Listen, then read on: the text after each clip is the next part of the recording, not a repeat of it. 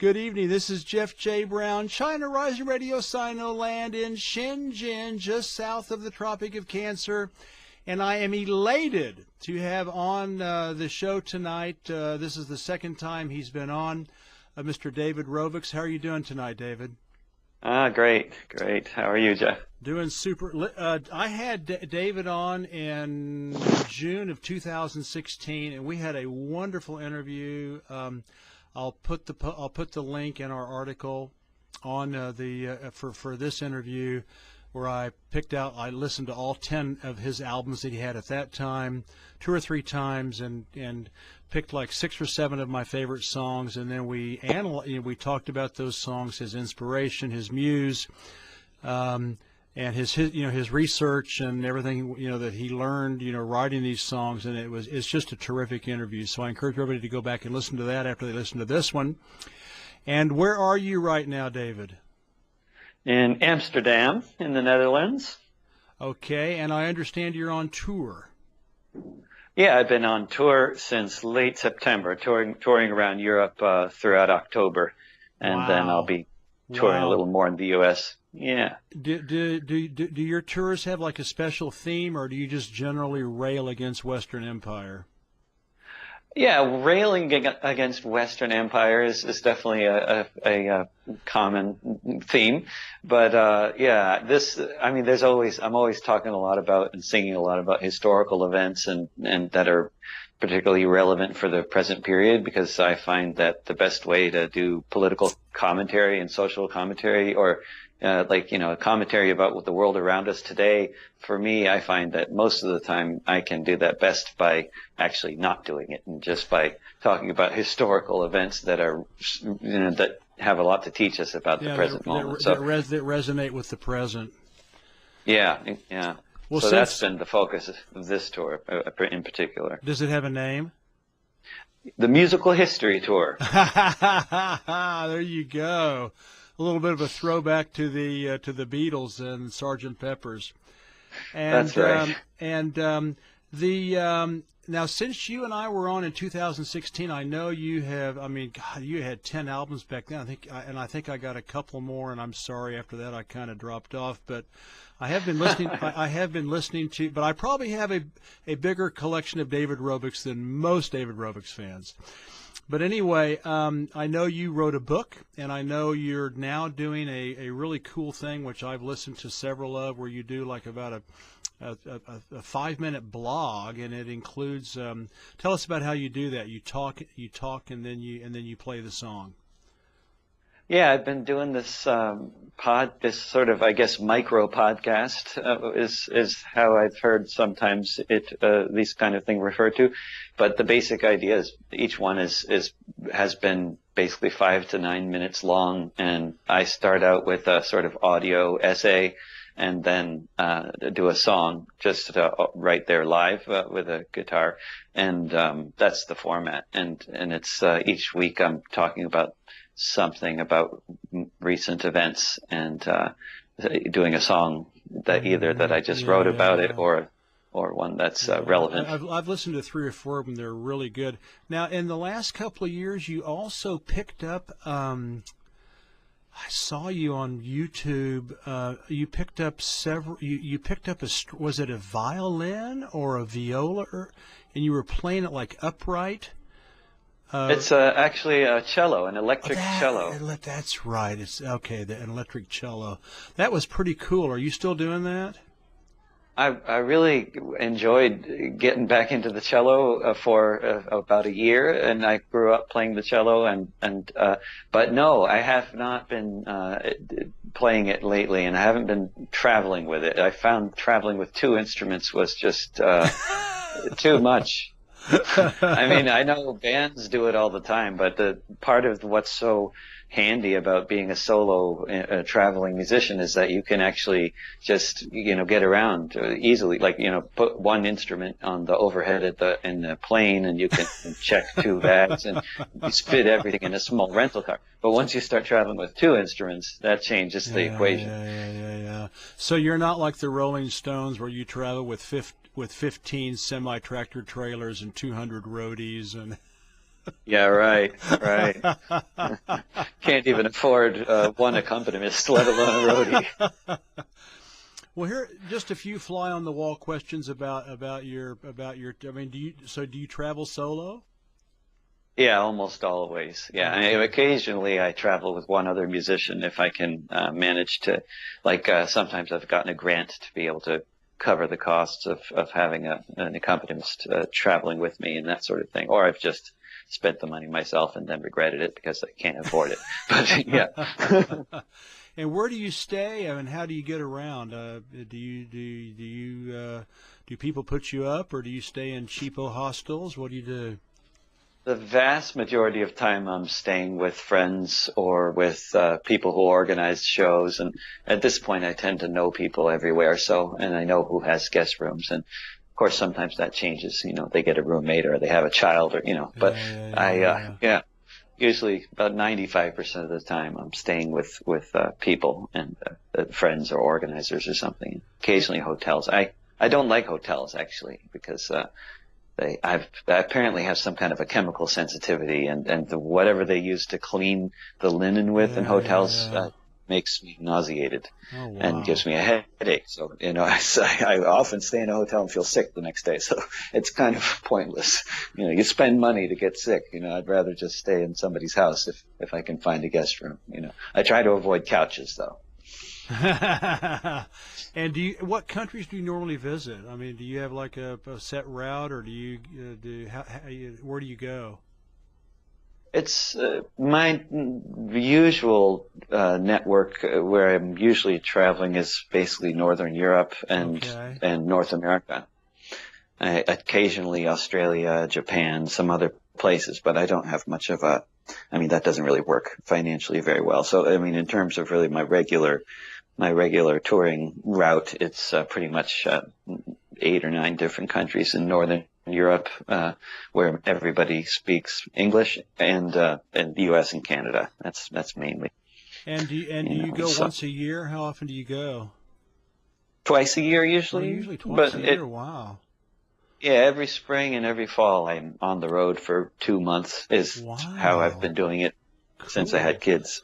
Used to be Every spring, and tour more often, but I'm sorry, I'm gonna miss you. yeah. We're gonna be in France next summer, but if you don't do summer tours, I guess I'll have to come to Portland and watch you play Oh, sometime. So actually, in the summer, this coming summer, as I'm going to be, me and my family will be in Europe for the whole summer, running a cafe on the coast in Denmark, Cafe Hellebeck in the little town of Hellebeck. So okay, anybody who's in Denmark should come over for an espresso.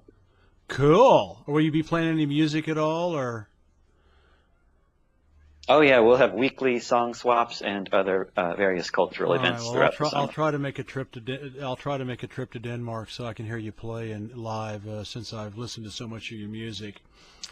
Well, listen, Absolutely. we're here to talk about the state of the of humanity and the state of planet Earth. And when we talked last time in June 2018, you know, Barack Obama, as I used to like to call him, was playing the final stanza of his "I'm really good at killing people" CIA deep state rag. And since then, Donald Trump has become president.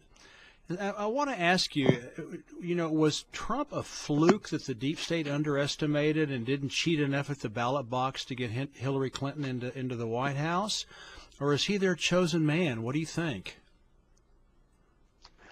Ah, that's a tough one, but I think that Trump represents basically. I mean, I think basically there are we have elections. There is the outcome of the elections is not actually completely foretold, and we have a very primitive and very corrupt form of democracy in the United States, but Yeah.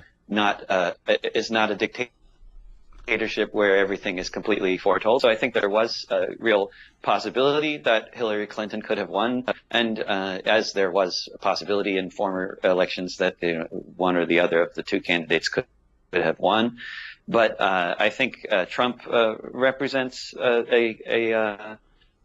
political trend that's taking place in many different countries, particularly post global financial crisis, which is basically that people are overwhelmingly dissatisfied with the status quo and with how the rich are getting richer and the poor are getting poorer in so many countries, and free trade deals have not benefited the working class in most countries, and the banks that we were supposed to have faith in all collapsed. So I think people are drawn towards anybody who is offering more, or at least seems to be offering solutions. And I think that generally that means they turn towards the right and towards the left, if you can use this kind of terminology. I mean, I think this right and left is very difficult and inaccurate terminology to use. It's hard to even, because people are flipping positions, and it's hard to, it's not exactly a clear linear spectrum by any means, but people tend to be drawn towards solutions that are certainly not what we might call centrist or mainstream. So you see in many countries, in many countries in Europe, this is illustrated much more clearly, because we have in Europe multi-party democracy. So you can see very clearly the rise of in Germany of the Greens, and the rise of the AfD, and the shrinking of the CDU and the Social Democrats. The extremes go up, and the centrists go down. Yeah. For me, I don't know. It seems to me, just that Trump, more than anyone who can, it's like he's almost like trying to dismantle Western imperialism and colonialism. And, he made a lot of promises about, pulling out of Korea and pulling out of Japan and pulling out of Afghanistan, and he was going to, expose, what the real truth about 9/11, and he said all that, when he was running for office. Yeah. But he does it in such an outrageous way. Do you think that do you think the deep state, is he for or against the deep state? It's so hard to say what his position is there, because it seems like it's very contradictory. And he's at the same time as he's talking about making peace with North Korea and removing U.S. troops from Korea, which I think is a brilliant idea. He's he's all this war talk about Iran. So it doesn't make sense if he were also had a consistent line on Iran that was similar to his line on Korea, then I would say, okay, here's some consistent sort of anti-imperialist orientation going on here. But as it is, there's nothing consistent about it, and it just all over the place. Yeah. Clearly he's trying to change institutions and trying to get his own people in there, and really trying to do stuff that's different in terms of the deep state, and not. He doesn't seem to want to allow any kind of continuity to happen in there to if he can control it. And there's so many positions that are apparently left unoccupied in so much of like the State Department, for example. But I think he's really trying to really get loyalists into different positions.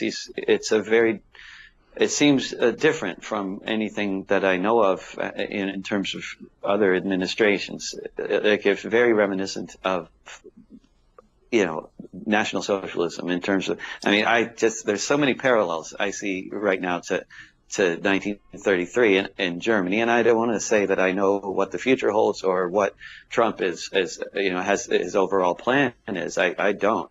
But there's just a lot of parallels in terms of his efforts to get loyalists into institutions, and dismantling and undermining, government institutions, which, a lot of us, you see him doing that, and part on some level you're cheering, because it's like, the FBI has been destroying social movements ever since its inception. I have absolutely no, for sure. interest in the FBI. And the CIA, of course.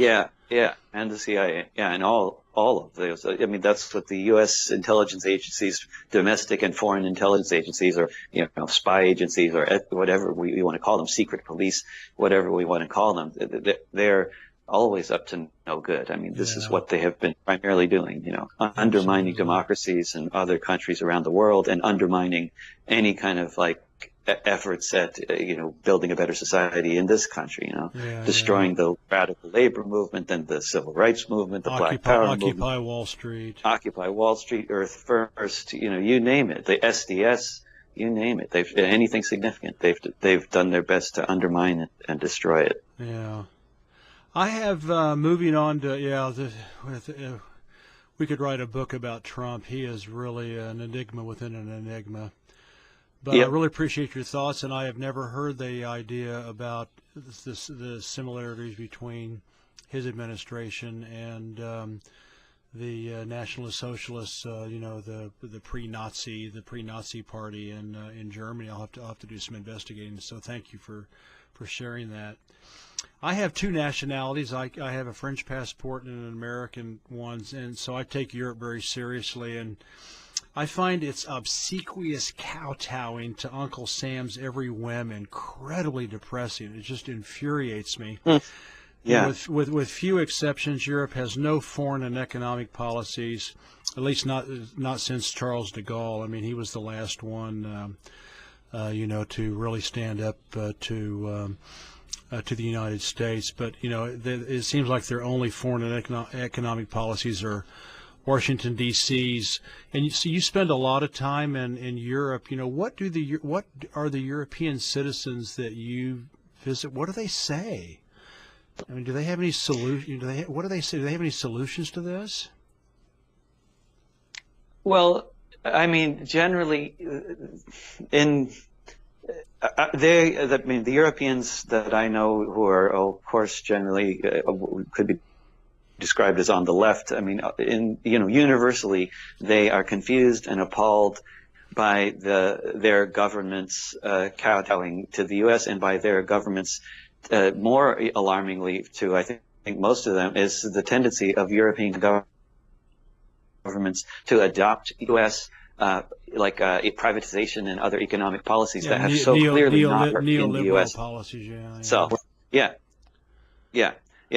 And these policies that have not worked in the U.S., the privately run prisons, the free trade deals, the ending subsidies to key industries, all kinds of policies that have been disastrous for the U.S. that have been exported around the world and that are enthusiastically adopted in Europe. And it's really amazing, and people don't understand. I mean, you take a place like Denmark, which I think it's not 20, 30 years ago, you could have said had achieved some really great things. I mean, their educational system was fantastic, and it was emulated by other forward-thinking educational systems in other countries. And Finland, which had a terrible educational system, imitated the Danish model, basically, and created what many would say is one of the world's best educational systems today. And now Denmark is going back at policies in terms of how they're running their schools. And the teachers there are outraged and are protesting and getting radicalized by this experience. But, under social democratic rule, oftentimes, this is happening. And, so I think this is part of also why people are so fed up with the centrist parties, including the social democratic parties, because they are just continuing to sort of stab the working class majority in the back with their neoliberal poliolies, and people don't get it. Like, why is this happening? Why do we have to go that? Yeah. Well, look at Tony Blair and the Labour Party and in Britain. And Jeremy Corbyn is a very Jeremy. You just did a song about Jeremy Corbyn. I remember I saw that. Yeah, my latest podcast. Yeah, I think that's England is actually the most hopeful place in Europe right now, and that is absolutely because of this bizarre fluke of the direct election of the Labour Party leader that was instituted a few years ago, which resulted in the most radical Labour leader since Anne Bevan, I would say. That's getting elected. That's really quite an interesting situation, and there's a lot of hopeful people in England, and the size of the Labour Party has doubled because of this, grassroots folks joining political party in Europe by membership. It's an interesting situation. Okay, well, let's of course, when they call elections, we'll hopefully keep our fingers crossed. I mean, well, the thing is that most of his MPs are Blairites and they hate him. Most of the Labour MPs in the parliament. So, I mean, so it's very interesting. The leader of the party is way more radical than most of the MPs, so it's a bizarre situation. Yeah. And they've really done everything to undermine him. BBC's reporting on him domestically. I mean, BBC domestically. Everything they can to sabotage him and ruin his reputation, and we'll probably. Oh, there was one. Who was it that they came out with a fake letter? The MI6, the British intelligence agency, came out with a fake letter. Oh, who was the '60s labor leader? And they destroyed him with a psyops, a black ops, fake letter that was a complete fabrication, but it destroyed him. And so we'll hopefully keep our fingers crossed that they can't get away with something like that. But okay, yeah. Well, all right. I'll keep my fingers crossed for Jeremy Corbyn in England while Emmanuel Macron in France is acting more and more like an imperial king, passing laws by martial law edict and gutting France's labor laws and social welfare systems. So I'll start looking north. Yeah. The last time we talked about another cancer on humanity's collective soul, and that's the ongoing genocide of the Palestinian people, and you've written some wonderful, wonderful songs about Palestine and the Palestinian issue. And I wrote in the first book of the China trilogy, 44 Days, that as long as Israel, NATO can commit, its horrific extermination of Palestinians, there will never be peace in the world. I mean, it's truly, to me, it's almost like the canary in the imperial capitalist hellhole, so to speak. And and again, you've written some wonderful songs.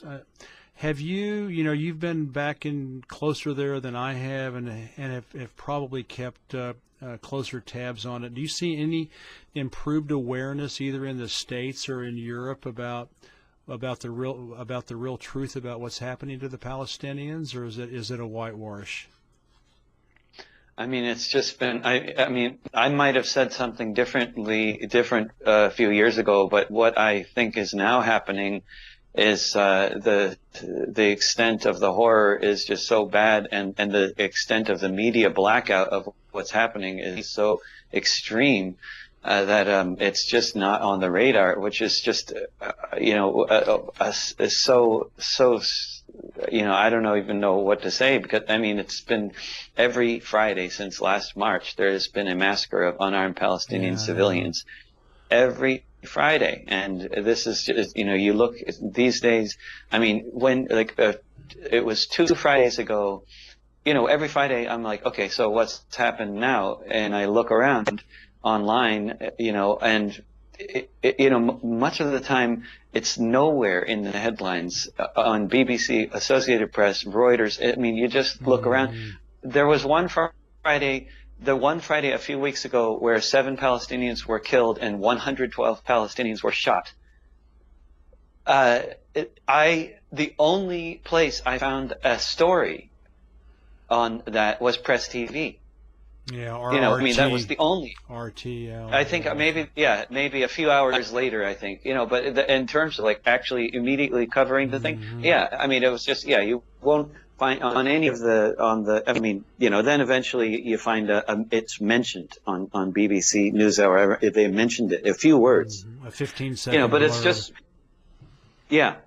And I mean, if the sun rises in the east, it's not news, and if Palestinians get massacred every week, it's not news, I guess.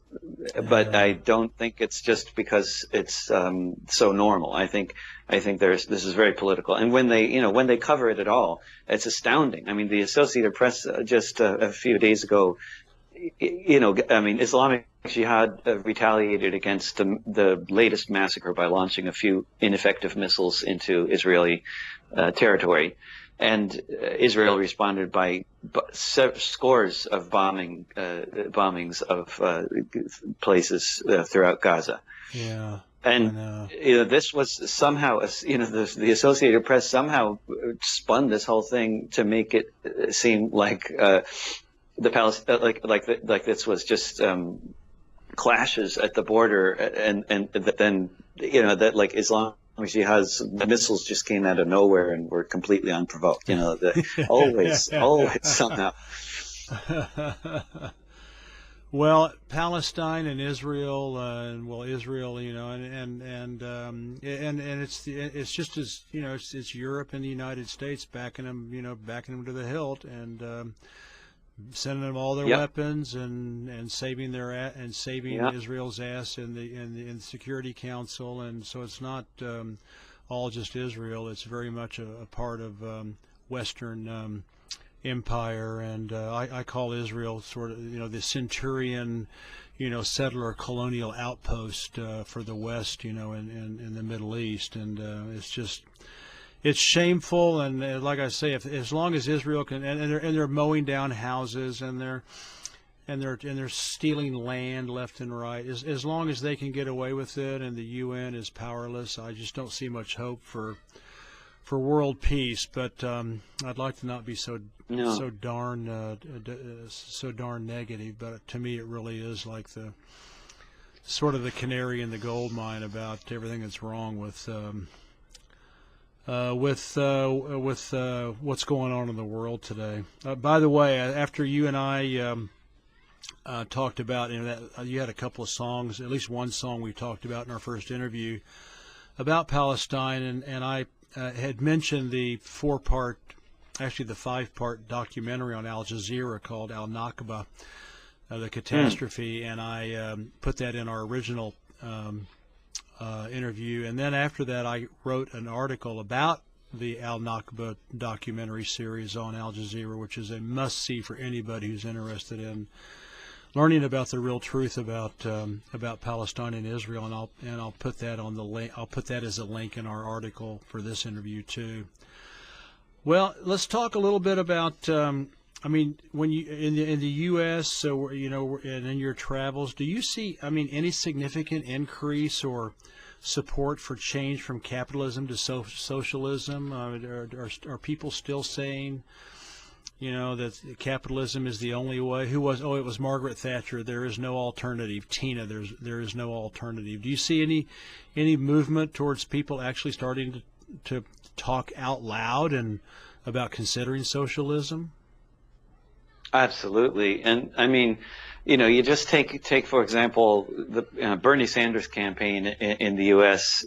He was an avowed socialist, which did not stop him from winning 22 states, despite the fact that the media all universally treated him like he was a clown, and the system was rigged against him, with the super delegates and all that stuff. Yeah. But he still won 22 states. And then in the national election between Trump and Clinton, the one person who daily used the word working class in a sentence won. And that was Donald Trump. Yeah. And, if you see that all across the board throughout Europe as well, people are fed up with the capitalist order. They can see that it's not working for most people, with the banks failing and with wages stagnating and gentrification happening. People can see there are major problems here, and they're looking for solutions. And, that's the left parties, and socialism is growing in popularity in many different countries. You find the ranks of, not only the Labour Party in England, but Ines list in the left unity list in Denmark. You see the rise of the Democratic Socialist Party in the United States.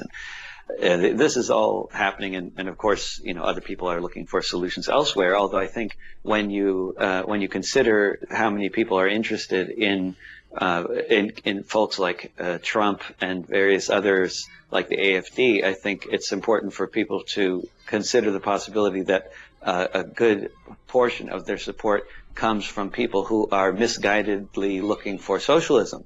You know, because what they're interested in, especially, is the talk about nationalizing industries and tariffs and, you know, protecting industries, protecting workers, you know, this kind of thing. You know, they like that. They like the idea of getting out of NAFTA. You know, this kind of stuff. You know, yeah. Well, you said AFD. What is AFD? The far right party in Germany, Alternative for Deutschland. Oh, Alternative for Deutschland. Okay.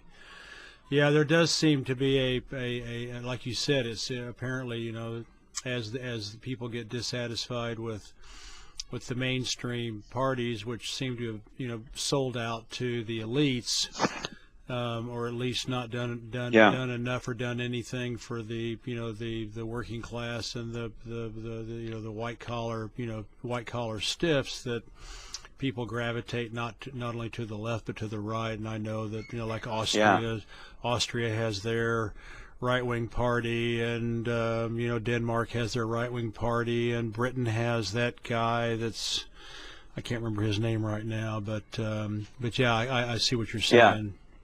Okay. Yeah, I mean, Farage in Britain is like Farage. That's out right. of the he's out of the picture at this point. But yeah, the other guys. I mean, when we talk about the growth of the Dansk Folk Party, the Danish People's Party, they've gotten much bigger, and also the Sweden Democrats, although they didn't do as well as a lot of people might have thought, which I think is also interesting. I mean, I think it's notable that, you know, given that Sweden took proportionately about as many refugees as Germany did. The Sweden Democrats, the far right party there, did not do nearly as well in Sweden as the AFD did in Germany, and that maybe says something about the cohesion of Swedish society and the success in Sweden of multiculturalism, which I think you can say. I think you can point to Sweden as a very good example of a functioning multicultural society. You know, it's got problems like anywhere, but I think it's a very impressive place. You just toured there, and I want to ask you, because I have all these, you know, of course I'm a journalist and a writer, so I have all these people who are contacting me, and I have a WeChat group here in China, and well, actually it's all over the world, but you know, WeChat's sort of like a Facebook, but it's not quite, but it's similar. And WeChat, and I get these, you know, I've got you know, I've got some right wingers in there, and some neoliberals, and there's communists and socialists and pro-China and anti-China, and there's all kinds of different people in the group. It's quite interesting. But there's people will post these things. Oh, there was one guy from Sweden who actually left the group because he was upset because somebody was, you know, doubting, you know, how the immigrants in Sweden, you know, have not, you know, like overrun the country and are raping and pillaging women and have completely destroyed Swedish culture, and then I talk to other people, say that's just, you know, right-wing propaganda, and it's grossly exaggerated, and it's not really true, and that there might be actually right-wing groups, you know, doing sort of false flag type things where they're doing the dirty work to sully, you know, the immigrants. What do you think? Do you think? Just give us a quick rundown on what you think about Sweden, and whether the immigrants are really as bad, you know, as awful as the right wing press says. What is your take on that? Yeah, no, I think it's just basically propaganda. I mean, they of course what the right wing press tends to do is find isolated incidents of something that happened. And of course, in any society, I mean, you're talking about a country of 8 million people, you're talking about 100,000 refugees. So, of course, there's any society, there's going to be a percentage of people who are going to be involved in antisocial behavior or criminal behavior. this is part of humanity, and of course, in a situation where you have desperate refugees coming out of war zones, you have added things to introduce to the equation, like war trauma. But overall, I think there's been no problem. I mean, basically, people have been accommodated.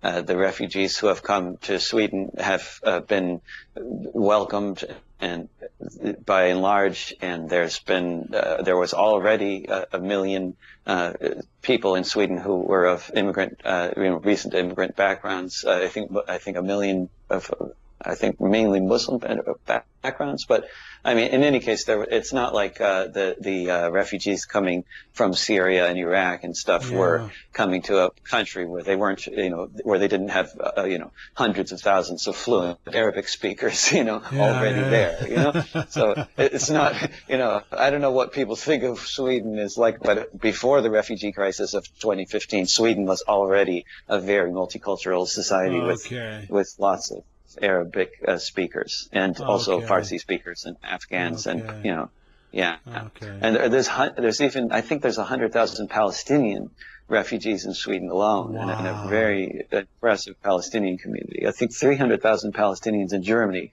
who have been there since I don't know, 67 or whenever the big wave came, whichever wars.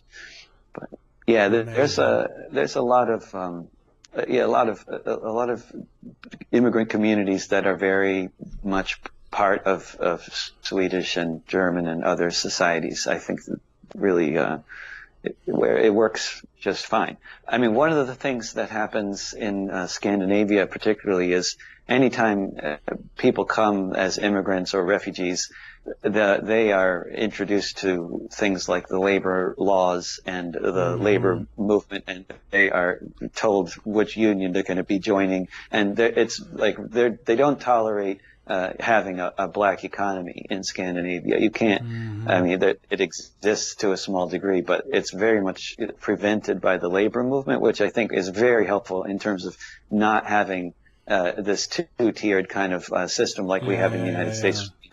Where you have people doing work that citizens would never do, and getting paid ridiculously low wages. That creates lots of resentments and lots of problems. And in Scandinavia, in particular, doesn't really have that problem that that some other countries like the U.S. have. Okay, well, the next time somebody says in Sweden, I'll say, listen to David Rovics' interview. Good idea. Hey, listen, this has been wonderful. Before we sign out, can you recommend any other current anti-imperial audiovisual artists whom you like? I mean, be it writers, and after the show, I'll ask you to send me their names so I can look them up and find their hyperlinks, and I'll put them in the article. But are there any musicians, filmmakers, book writers, journalists, anti-imperial, anti-capitalist people who floats your boat these days? I mean, when you mentioned audiovisual, and I just connecting with the visual part, I think there's an artist named Eric Drucker, Drooker, originally from New York, who now sort of lives in California, and he's anyway an amazing artist, and has a great website with loads of brilliant art in there. People have seen his work on protest signs over generations now, and they don't know it's him. But they don't even know. No. Drucker, who else? Well, let's see. So, if in terms of audio-visual or just like, how about musicians like you who are standing up to empire and haven't sold out? And I think in terms of young people, young musicians, one of the people I've been most impressed by, who's in their 20s, is I think still in her 20s, is Grace Petrie from England, wonderful songwriter. You call his name is Greg Petrie?